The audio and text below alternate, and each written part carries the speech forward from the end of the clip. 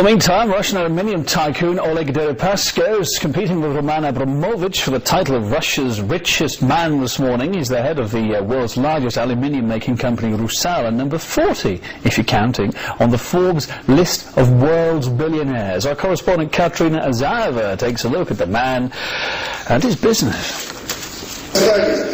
Who is the richest man in Russia? Some say it's no longer he who owns Chelsea, the London-based darling of the tabloids, tycoon Roman Abramovich. Replacing him is this man, Oleg Deripaska.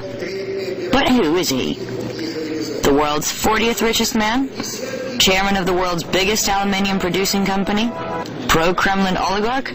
Those are just some of the opinions. But one fact is evident.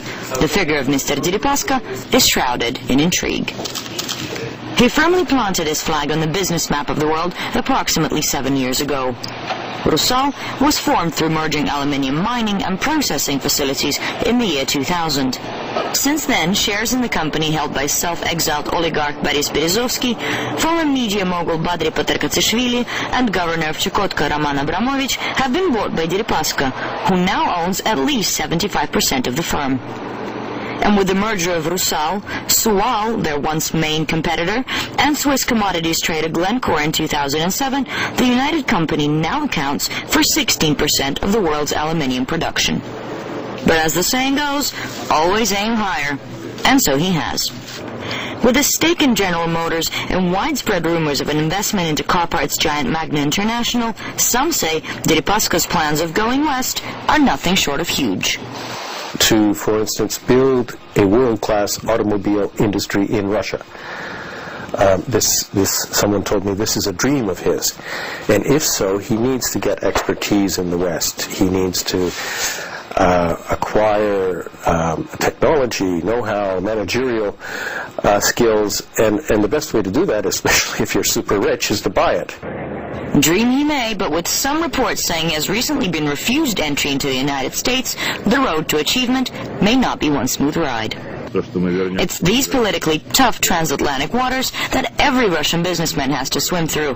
Mr. Deripaska, however, may find it more tough than others. He would gladly give up all of his holdings to the state.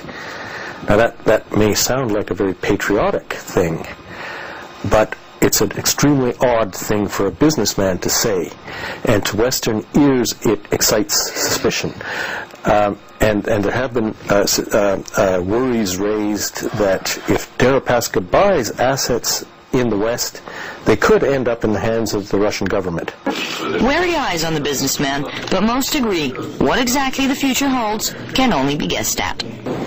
The standard periodic table of elements tells us the detail of each gas, metal, and liquid. But in the who's who of the Russian business world, not only the AU symbol can harvest fields of gold, and an aluminium spoon in your hand means a silver spoon in your mouth for at least one man. Katerina Azarova, Russia Today.